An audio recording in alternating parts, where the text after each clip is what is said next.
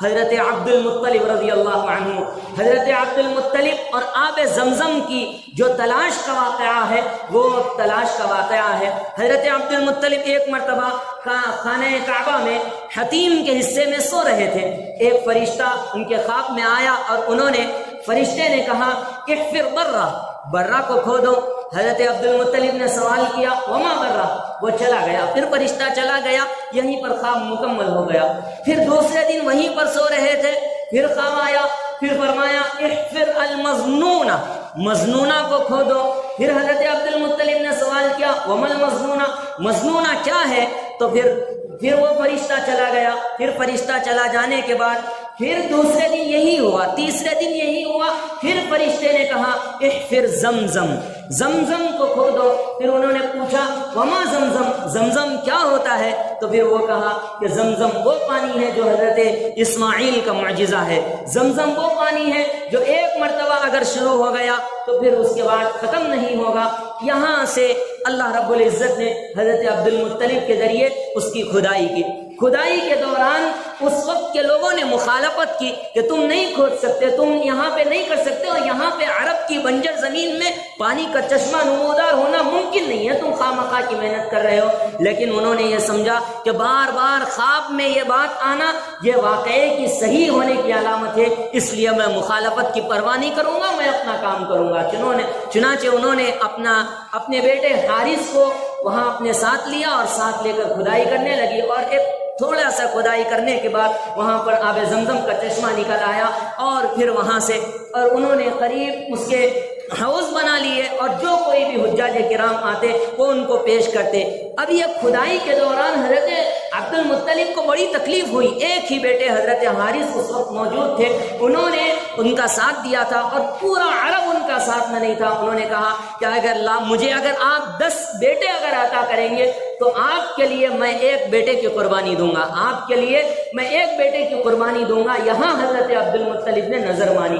پھر ایک مدت ہوئی، ایک مدت کے بعد حضرت عبد المطلب کو 10 بیٹے اللہ تعالیٰ نے عطا کیے، اور اس میں حضرت عبداللہ بھی آپ صلی اللہ علیہ وسلم کے والد ماجد حضرت عبداللہ بھی حضرت عبد المطلب کے سے پیدا ہوئے۔ پھر اس کے بعد حضرت عبد المطلب کے خواب میں پھر ایک بشارت غیبی کے تحت یہ بات ڈالی گئی کہ آپ نے جو نظر مانی تھی اس نظر کو پورا کیجیے، آپ نے جو نظر مانی تھی، جو منت مانی تھی، آپ نے اس منت کو پورا کیجیے۔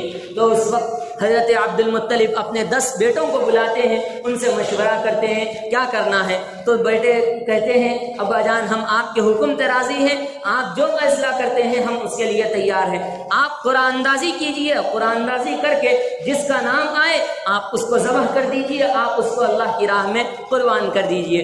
پھر پورے بیٹوں کی رائے مشورے سے وہاں پر خانہ کعبہ کے اندر بیٹھ کے ایک میٹنگ ہوتی ہے، اور پھر اس کے بعد قرعہ ڈالا جاتا ہے۔ قرعے میں حضرت عبداللہ کا نام آتا ہے، حضرت عبداللہ کا ہاتھ پکڑتے ہیں اور لے جاتے ہیں ذبح کے لیے۔ تو ان کی بہنیں رونے لگتی ہیں کہ آپ سے ایک مرتبہ بس ایک گزارش ہے، آپ ان کو ذبح نہ کیجیے، آپ سے بس ایک گزارش ہے، آپ کسی یہودی عالمہ کے پاس چلے جائیے اور جا کر یہ واقعہ بیان کیجیے، اس کے بدلے میں کچھ دیت اور کچھ خون بہا ہم ادا کر دیں گے، لیکن اس بھائی کو ہم ذبح کرنا نہیں چاہیں گے، کیونکہ یہ بھائی بہت خوش بخت ہے، خوبصورت ہے، پاکیزہ ہے اور بہت فرما بردار ہے، اس کی جدائی ہم برداشت نہیں کر سکتے۔ تو پھر حضرت عبد المطلب نے یہ کیا کہ 10 اونٹوں کی جو دیت اس زمانے میں دی جاتی تھی، انہوں نے اس دیت کو حضرت عبداللہ کی جگہ پہ رکھا۔ فرمایا کہ اگر 10 اونٹ کے بدلے میں اگر حضرت عبداللہ اور 10 اونٹ دونوں میں قرآن اندازی کی جائے، اور دونوں میں قرآن اندازی کرنے کے بعد پھر عبداللہ کا نام نکل آیا، پھر قرآن اندازی ہو رہی ہے، پھر 10 مرتبہ ایسا ہوا اور 100 اونٹ جمع ہوئے، پھر اس کے بعد 100 اونٹ کی قربانی دی گئی، اور پھر حضرت عبداللہ اس طرح سے اللہ تعالیٰ کے حکم تر بچ گئے۔ یہاں پر وہیں سے حضرت عبداللہ کو ذبیح کہا جانے لگا۔ ذبیح کہتے ہیں کسی کو ذبح کیے جانے کے بعد اس کو ذبیح کہا جاتا ہے۔ حضور اکرم صلی اللہ علیہ وسلم فرماتے ہیں انا ابن الذبیحین، انا ابن الذبیحین، میں دو ذبیحوں کا بیٹا ہوں، میں دو ذبیحوں کا بیٹا ہوں۔ حضرت معاویہ رضی اللہ عنہ پوچھتے ہیں اللہ کے رسول کیسے دو ذبیح کے بیٹے ہیں؟ فرمایا ایک تو ذبیح اللہ حضرت اسماعیل کا بیٹا ہوں، اور پھر دوسرے ذبیح عبداللہ میرے والد ہیں جن کے ذبح کے لیے 100 اونٹ کی قربانی دی گئی ہے، جن کی ذبح کی حفاظت کے لیے 100 اونٹ کی قربانی دی گئی ہے، اس لیے میں دو ذبیحوں کا بیٹا ہوں۔